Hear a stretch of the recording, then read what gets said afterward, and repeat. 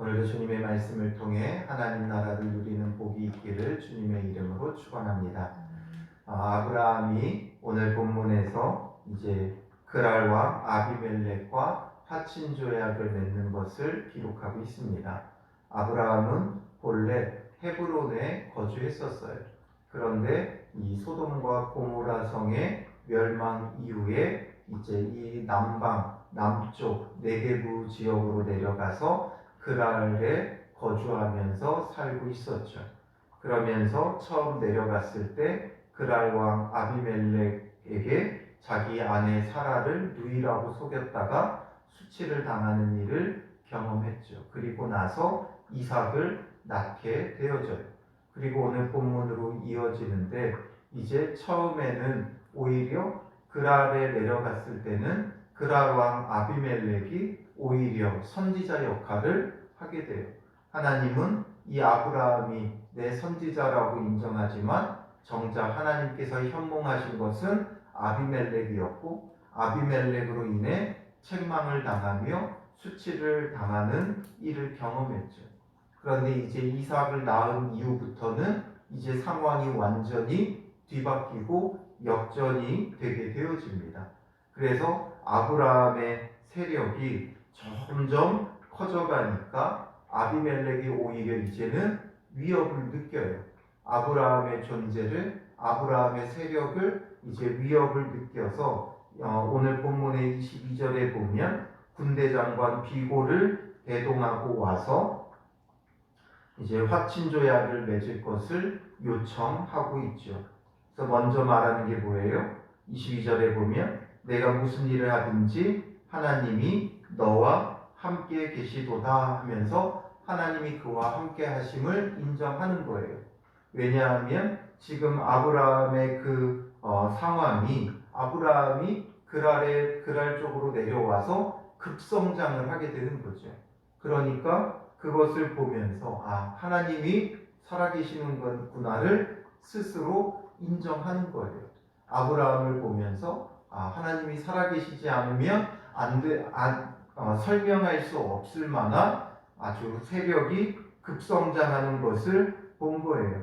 아브라함이 그렇게 된 것은 바로 하나님께서 그에게 언약하시고 약속하신 대로 이루어 주심이죠. 그러니까 상황이 완전히 뒤바뀐 거예요. 그래서 그들이 스스로 하나님을 인정하는 모습을 보여주죠. 이것은 성경에 종종 벌어지는 일들이에요. 믿음의 사람들을 통해 하나님을 인정할 수밖에 없는, 그래서 믿지 않는 자들이 하나님을 고백하는 그런 일들이 벌어지죠. 이제 이후에도 보면 이삭에게도 이런 말을 하게 돼요.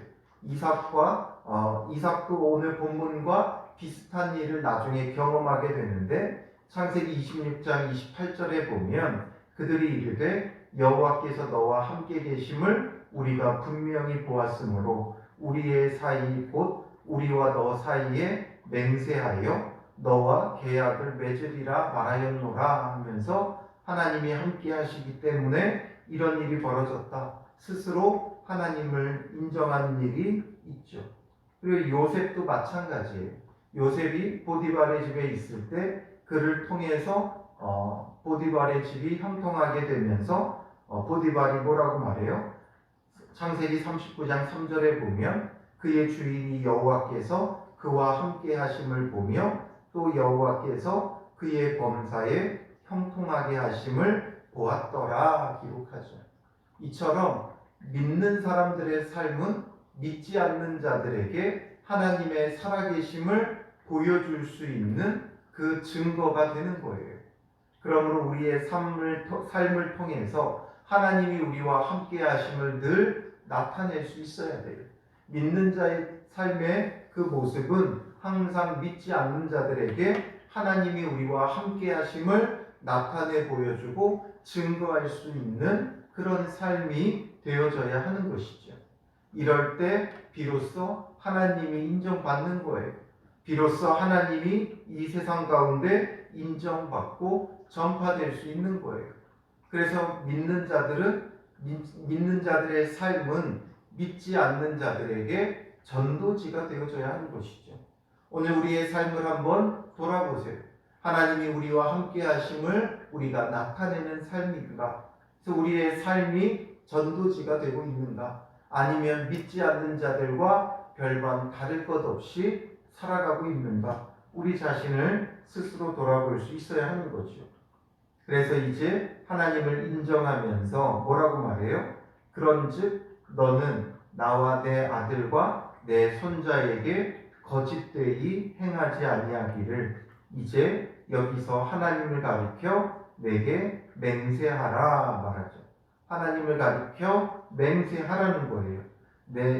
너와 나 사이뿐만 아니라 또 내 아들과 내 손자에게까지도 거짓되이 행하지 말아라 말하죠.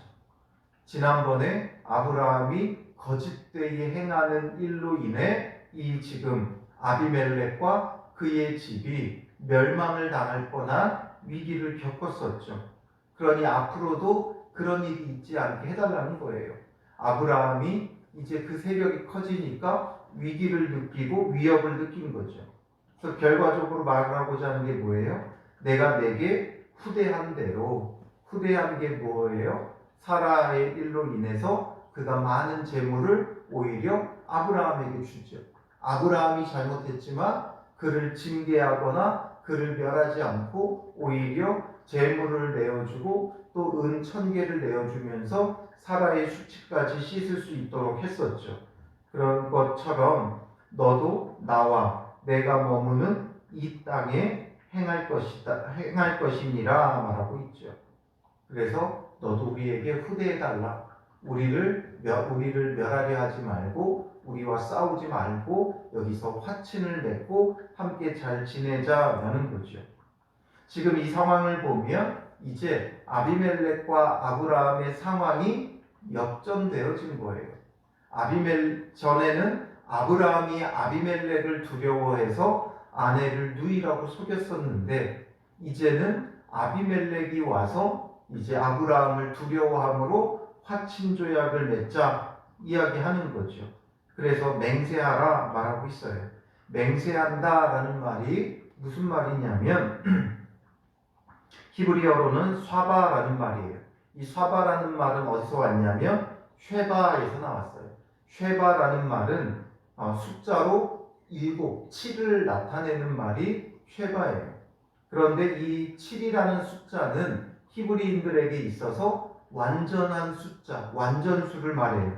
그래서 이 7이라는 건 완전함, 불변성을 나타내는 숫자죠.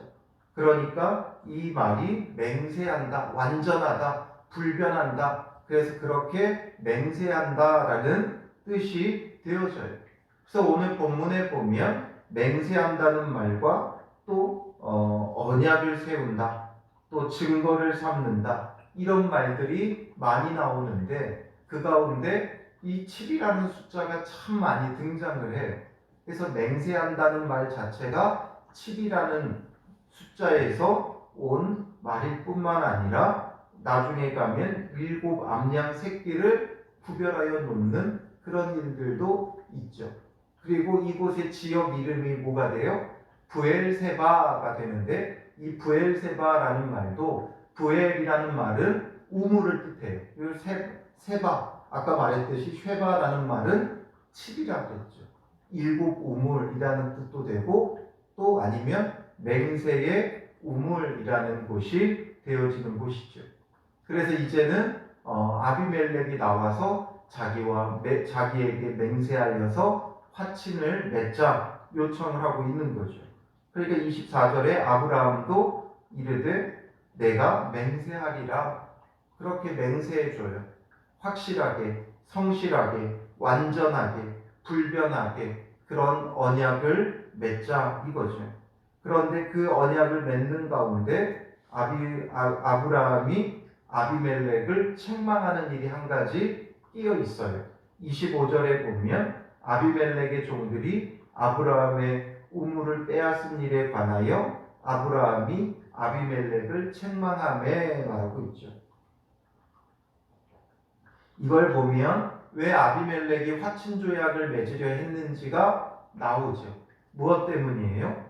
아비멜렉의 종들이 아브라함의 우물을 빼앗았다라는 거예요.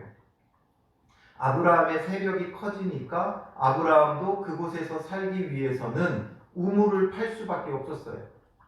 이 지금 어떤 지역이든 물이 없으면 사람이 살지 못해요. 그리고 물을 끼고 사람들은 늘 살아가죠. 그러니까 지금 이 아브라함이 이곳에 와서도 지금 우물을 파면서 살아간 거예요. 이 가나안 땅 남방 네게부 지역에는 네게부는 사막 지역이에요. 이 사막 지역 자체가 이 네게부인데 이 네게부에서는 사람이 살 수가 없어요. 그런데 이 사막 지역에 유일하게 지금도 이 남방 쪽으로 쭉 내려가다 보면 완전히 다 사막인데 덩그러니 이 부엘세바만 그 도시를 이루고 있어요. 그럴 수 있는 이유는 이 부엘세바만 물이 있었던 거예요. 그러니까 이 지역을 중심으로 유일하게 사람이 살 수 있는데 그곳에서 살기 위해서는 우물이 필요했어요. 그래야 사람도 물을 얻고 또 짐승들도 물을 얻을 수 있어요. 그러니까 이 우물은 어떻게 보면 이 물이라는 건 사람에게 생명과도 같죠. 그러니까 이 우물로 인해 분쟁이 그 지역에서는 끊임없이 있었던 거예요. 특별히 이 네게부 지역에서는 물이 더 귀했어요. 광야가 많은 곳이기 때문에 물이 귀하지만 특별히 이 네게부 지역은 사막이에요. 그러니까 물이 더 귀한 곳이에요. 그러므로 이곳에 거주하는 사람들에게는 이 우물이 너무나 소중한 거죠. 그러니 아브라함이 우물을 열심히 파놓으면 이 그랄에 아비멜렉의 종들이 빼앗는 일들이 빈번히 발생했던 거예요. 그러니 아비멜렉의 입장에서 나중에는 처음에는 아브라함이 보잘것없으니까 그렇게 분쟁이 일어나고 그 우물을 빼앗는 것을 그냥 뭐 대수롭지 않게 여겼다가 이 일들이 점점 커지기 시작한 거죠. 그러니 아브라함의 세력은 커지고 이 일로 인해 우리가 원한을 사서 아브라함과 분쟁이 일어나면 싸워서 화친을 맺고자 오지 않았겠느냐. 아비멜렉을 책망하는 거예요. 아비멜렉을 책망하는 거죠. 상황이 뒤바뀌었죠. 처음에는 아브라함이 책망을 받았어요. 어찌하여 내가 이런 일들을 했느냐 책망받았죠. 앞선 20장 9절부터 10절에 보면 아비멜렉이 아브라함을 불러서 그에게 이르되 내가 어찌하여 우리에게 이렇게 하느냐 내가 무슨 죄를 내게 범하였기에 내가 나와 내 나라가 큰 죄에 빠질 뻔하게 하였느냐 내가 합당하지 아니한 일을 내게 행하였도다 하고 아비멜렉이 또 아브라함에게 이르되 내가 무슨 뜻으로 이렇게 하였느냐 책망받고 추궁을 당하는 거죠. 도대체 무슨 뜻으로 이렇게 했느냐 하면서 아브라함의 그 수치를 다 드러내는 거예요. 그런데 이제는 아브라함이 아비멜렉을 책망하고 있는 거죠. 아비멜렉의 종들이 아브라함의 우물을 빼앗은 일로 인해 책망을 하고 있어요. 그러니까 이제는 아비멜렉이 변명을 하죠. 전에는 아브라함이 변명을 했었죠. 이 땅에는 하나님을 두려워함이 없고 그러므로 아내로 인해 내가 죽을까 염려합니다. 그리고 실제로 내 아내는 나의 이복누이다 말하면서 변명했었는데 이제는 아비멜렉이 변명을 해요. 아비멜렉이 이르되 누가 그리하였는지 내가 알지 못하노라. 너도 내게 알리지 아니하였고 나도 듣지 못하였더니 오늘에야 들었노라 하면서 변명하고 있죠. 나는 모르는 일이었다. 잡았대요. 그리고 너도 나한테 알지 않지 않았느냐. 이렇게 딱 대처할 수 있다는 건 아비멜렉이 알았다는 거예요? 몰랐다는 거예요? 아마도 알고 있었을 거예요. 이런 크고 작은 분쟁이 아브라함과 자기 사이에 있어 왔다는 걸 이미 알고 있었을 거예요. 그러나 이것만큼은 모른 척 하는 거죠. 모른 척 하면서 이렇게 와서 화친조약을 맺고자 하는 거예요. 그러니까 아브라함이 오히려 이제는 이 모든 것을 책망하면서 둘의 그 관계가 역전되어져 있죠. 그러니까 지금 보통 화친조약을 맺을 때는 대등한 관계에서 화친조약을 맺지 않아요. 대등한 관계면 이미 그 대등한 관계 속에 살아가지 서로 침범할 수가 없죠. 근데 보통 화친조약은 더 약한 쪽이 강한 쪽에 와서 요청을 하는 거예요. 그러니 지금 아비멜렉이 오는 건 이미 아브라함이 더 높은 위치에 있다는 거예요. 아브라함은 나그네로 이 그랄에 내려왔지만 오히려 이제 그 나그네의 위치에서 주인의 위치에 올라섰다라는 거죠. 하나님은 역전의 명수예요. 모든 것을 역전시켜요. 처음에는 믿는 자들이 더 낮은 위치에 있지만 그렇게 낮아진 자를 주님은 다시금 높이세요. 먼저 된 자가 나중되고 나중된 자가 먼저 되게 하시는 하나님이시죠. 그러니 그랄의 원래 주인은 아비멜렉이었는데 아브라함이 그곳에 나그네로 와가지고 오히려 주인 행세를 하고 아비멜렉이 책망을 듣고 있죠. 그런데 아브라함이 이렇게 우물일에 대해서 특별히 언급하고 성경이 여기서 이것을 특별하게 기록하는 이유가 있어요. 물은 곧 생명과도 같다라고 했죠. 그러므로 늘 항상 이 시대에는 물로 인해 전쟁이 벌어질 수밖에 없었어요. 우리나라도 과거 삼국시대를 생각해 보면 서로 한강을 차지하기 위해 끊임없이 싸웠죠. 그래서 강한 나라가 늘 한강을 차지했던 거예요. 그만큼 물은 우리에게 중요한 역할을 하는 거죠.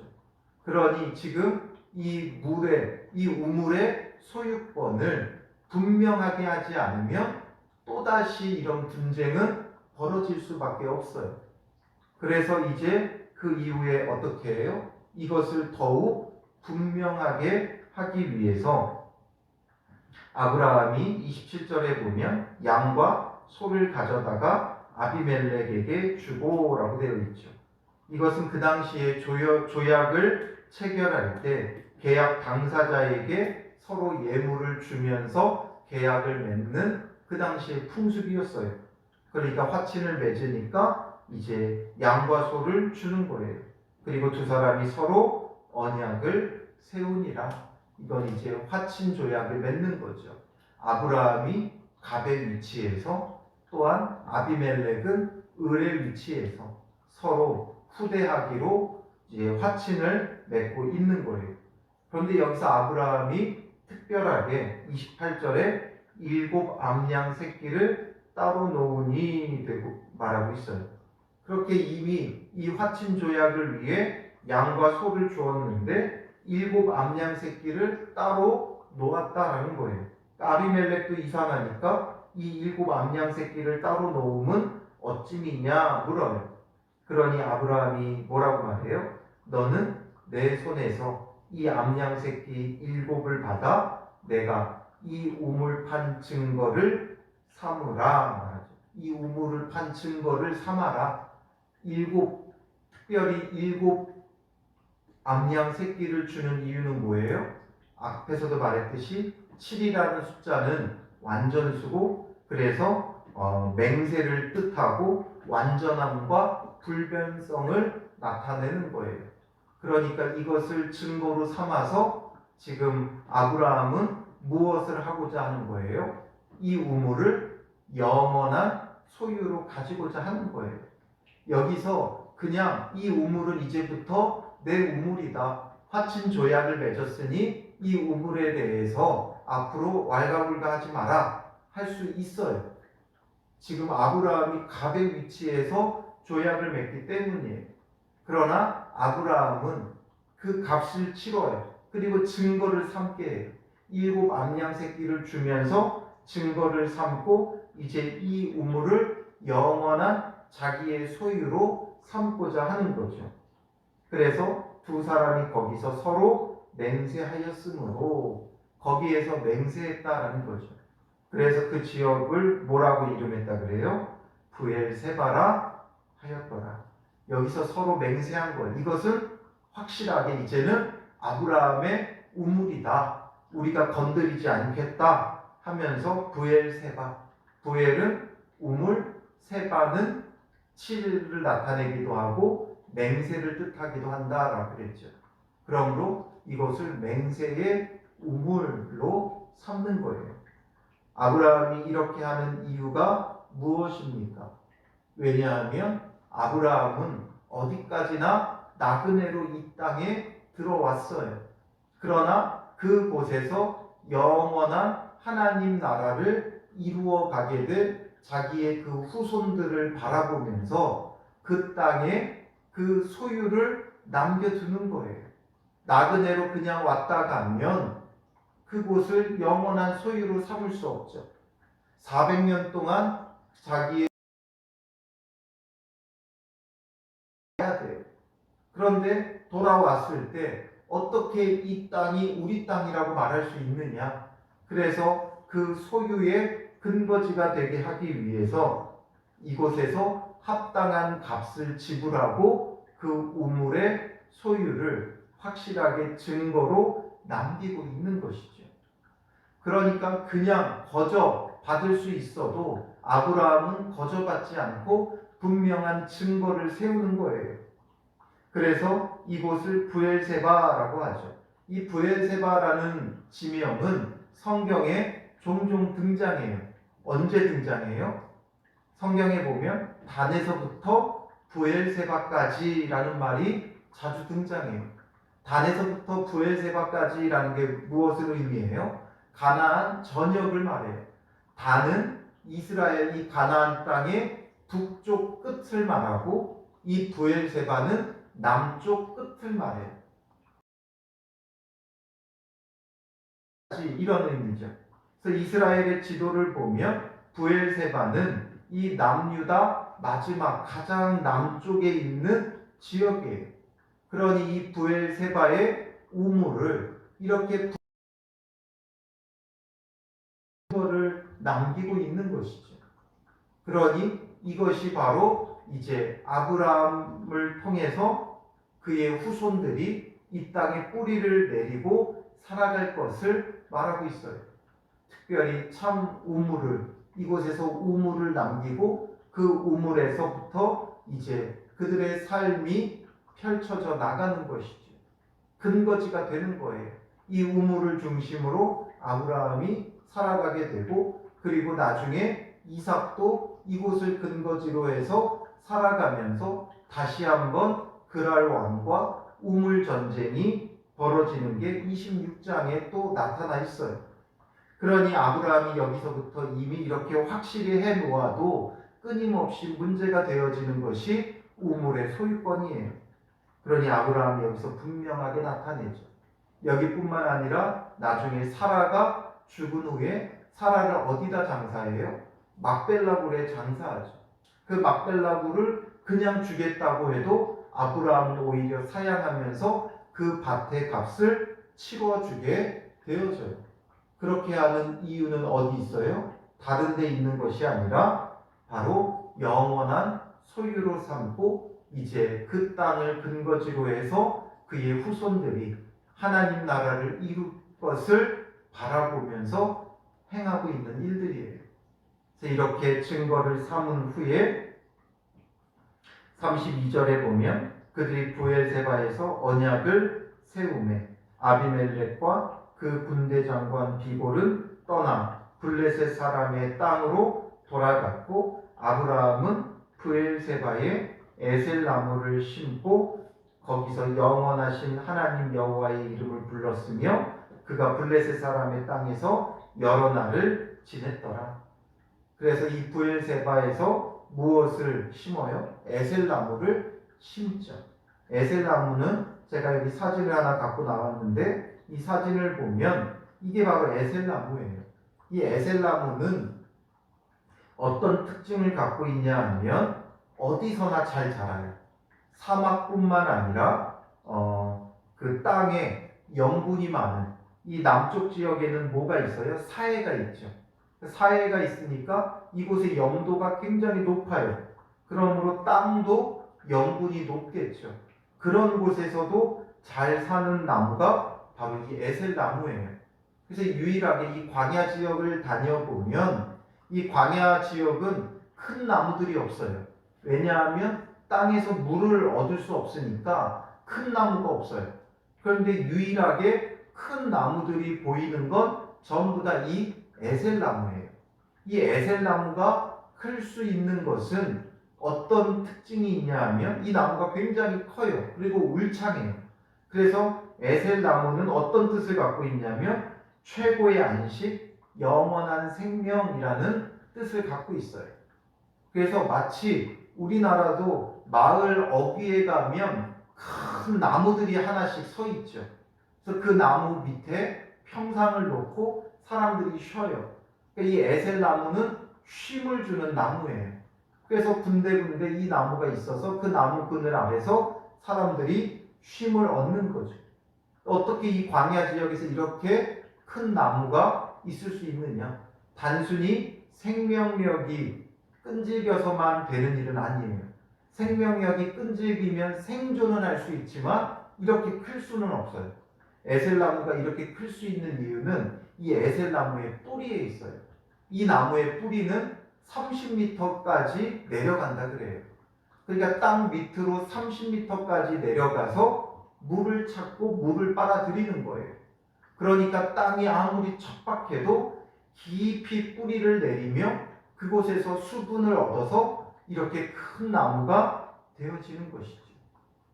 아브라함이 에셀나무를 심은 이유는 무엇이겠습니까? 물론 그곳에 이런 나무를 심어야 큰 그늘을 줄 수 있고 그 우물 곁에서 쉬기도 하고 그 당시 최고 좋은 이제 조경수와도 같은 것이겠죠. 그러나 이 에셀나무를 그곳에 나타내죠. 그러니 이 땅을 영원한 소유로 삼겠다라는 그의 믿음의 행함도 되는 거죠. 그래서 언제 빼앗길지 모르는 그 땅이랄지라도 이렇게 영원한 생명을 나타내는 나무를 심고 이제 이곳이 우리의 영원한 터전이 되어져야 한다라는 믿음의 고백이 이곳에 담겨 있는 거예요.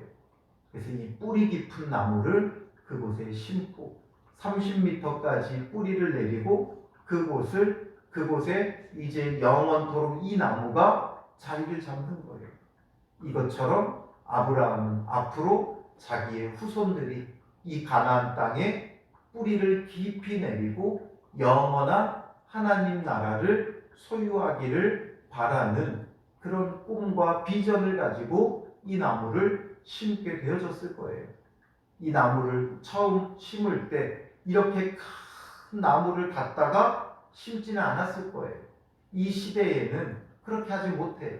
지금은 뭐 중장비를 동원해서 큰 나무를 파서 옮길 수도 있겠지만 아브라함이 처음부터 이 큰 나무를 거기다가 심을 수는 없었겠죠. 작은 나무를 하나 가져다가 심으면서 이제 이 나무가 여기서 뿌리 깊이 내리고 울창한 나무, 울창한 숲을 이루기를 바라보면서 심었을 거예요. 거기에는 이제 아브라함의 후손들이 이스라엘이 이곳에서 영원히 뿌리를 내리고 오실 메시아 그리스도를 맞이하며 영원한 하나님 나라를 이루기를 바랬던 거예요. 오늘 우리도 마찬가지예요. 세상의 그 어떤 것보다 중요한 건 예수 그리스도에게 우리는 깊이 뿌리를 내리고 그곳에서 그리스도와 함께 영원한 하나님 나라를 누리는 자가 되어져야 하는 것이죠. 그래서 영원한 소유로 삼기 위해 이 우물에 아브라함은 집중하고 있는 거예요. 화친조약을 맺는 가운데 이 우물에 대한 것을 증거로 남기듯이 그 수고와 그 열심을 봐야 돼요. 아브라함은 단순히 가나안 땅에 나그네로 왔다 가는 게 아니라 그 가나안 땅에 뿌리 깊이 내리기를 힘쓴 거예요. 그래서 이 브엘세바 우물을 분명한 자기의 증거로 삼고 또 나중에는 막벨라굴을 사서 소유하면서 그곳이 영원한 그들의 소유가 되게 하는 것이죠. 오늘 우리에게도 중요한 건 이 땅에 우리는 뿌리를 내리는 자가 아니라 우리가 뿌리를 내려야 할 곳은 예수 그리스도라는 것 늘 기억하고 예수 그리스도에게 뿌리를 깊이 내리고 말씀의 그 자양분을 빨아들일 수 있어야 돼요. 그래서 말씀을 예수 그리스도로부터 공급받고 이 에셀 나무처럼 하나님 나라에 깊이 심기워지는 그리고 크게 자라가는 믿음의 사람들이 되시기를 주님의 이름으로 축원합니다. 기도하겠습니다. 살아계신 아버지 하나님, 오늘 아브라함이 브엘세바의 우물을 자기의 소유로 증거를 삼고 에셀나무를 심는 것처럼 오늘 우리도 참된 생명이신 예수 그리스도를 소유하기 위해 우리가 더욱더 힘쓰는 자들 되게 하옵소서. 이 세상의 것을 소유하기에 힘쓰는 자들이 아니라 예수 그리스도의 이름을 얻기 위해 힘쓰는 자들 되게 하시고 또한 예수 그리스도에게 뿌리를 깊이 내리고 말씀을 공급받아 자라고 성장하고 영원토록 하나님 나라에 심겨지는 은혜를 누리는 믿음의 사람들이 되게 하여 주시옵소서. 오늘 우리의 삶을 통해서 오늘 하루도 세상의 것을 얻는 자들이 아닌 예수 그리스도를 얻는 자, 예수 그리스도의 이름을 소유한 자들 되게 하시고 예수 그리스도를 통해서 생명의 말씀을 주의하고 묵상하며 말씀을 통해 오늘 하루도 더욱더 크게 자라며 하나님 나라의 뿌리를 깊이 내리는 믿음의 사람들 되어 우리의 삶을 통해 하나님이 우리와 함께 하심을 세상 사람들에게 증거하는 복된 하루 되게 하여 주실 줄 믿사오며 예수님의 이름으로 기도합니다. 아멘.